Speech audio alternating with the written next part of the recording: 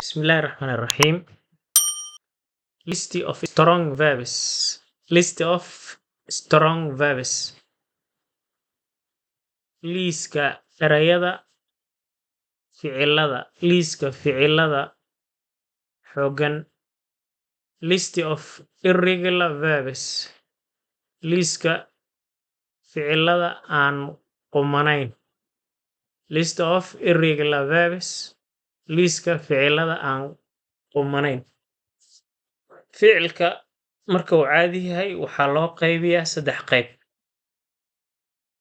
ficilka caadiga ah waxa uu maraa 3 marxalad oo u waaweyn.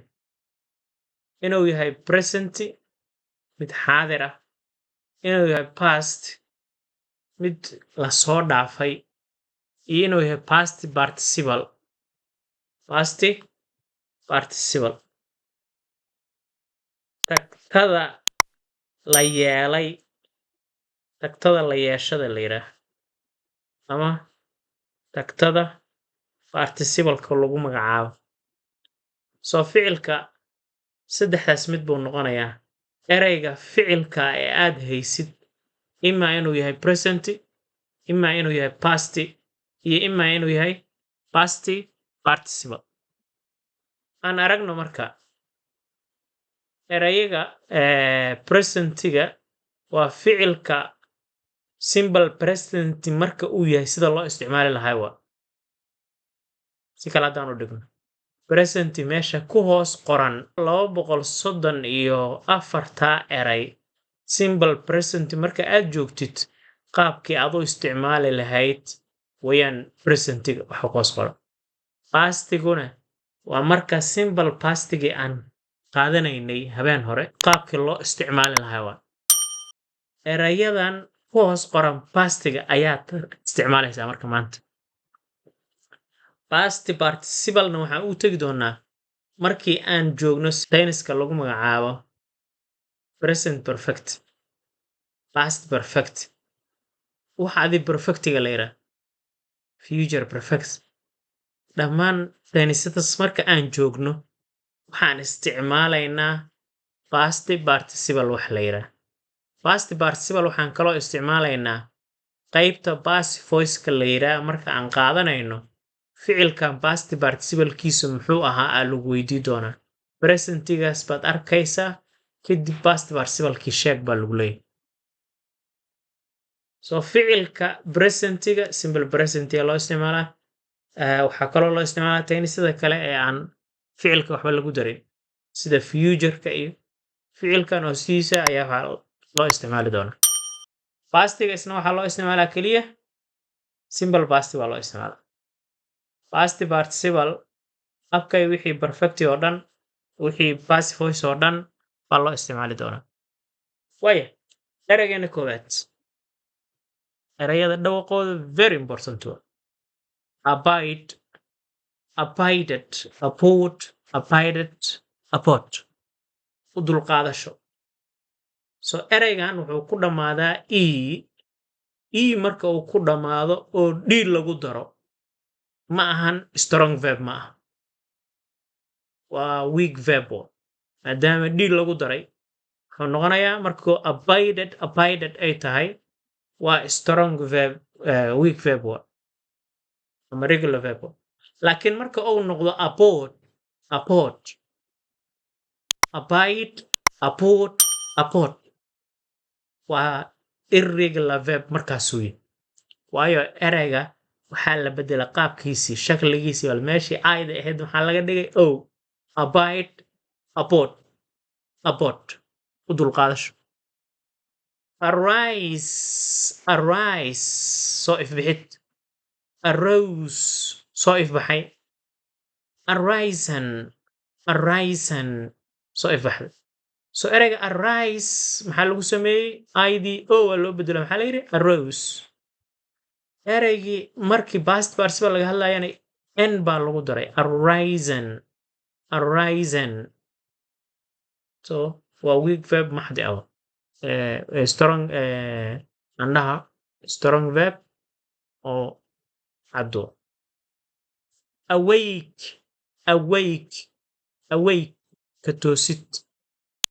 awoke awoke ka toosay awakened laga toosiyey awake awoke awakened awoken awoken awoken awoken awake awoke awakened awoken ka toosid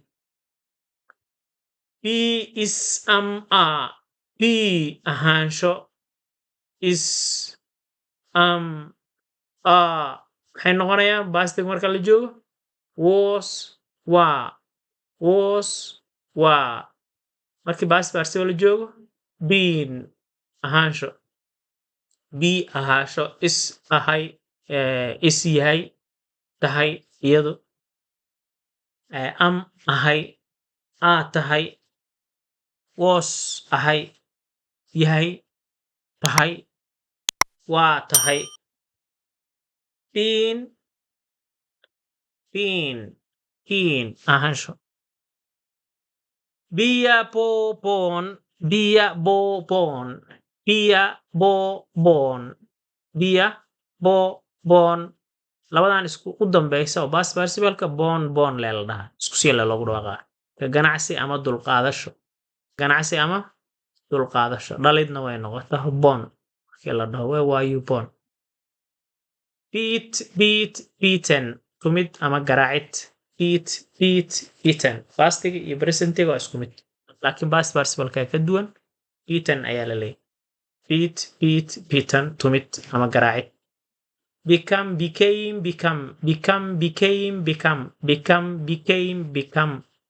become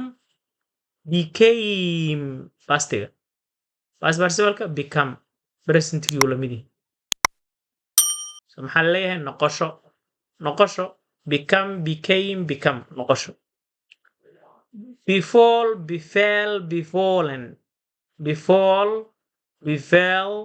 befallen asiibid ama ku habsasho dhibaato qofay asiibtay musiibo qofay asiibtay balaayo qofay ku habsatay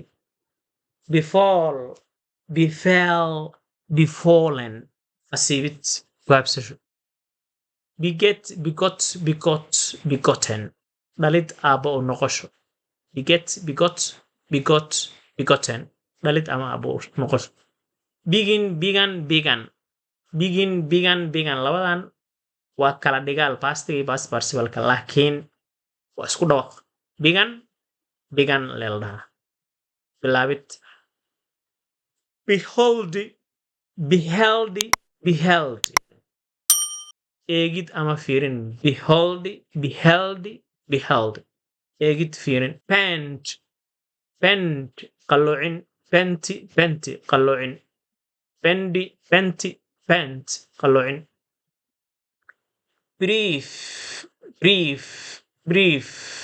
brief dacsi oolid breft dacsi u taalla brevet dacsi u taalla brevet dacsi oolid so erayga laba baasti buu leeyahay breft waa marka uu strong verbka yahay brevet marka dhiida lagu darane waa weak verb caadi besot tuugid ama baryid besot baryid besot tuugid baryid beset saddexda isku mid waa soo food saarid beset soo food saarid set caawa 15 baroobeynayna habeen dambe faatixada camal baa la rabaa in looga baxo haddii ilaah yidhaah faatixada camal ayaa la rabaa erayada inaa saa uga baxay beset soo food saarid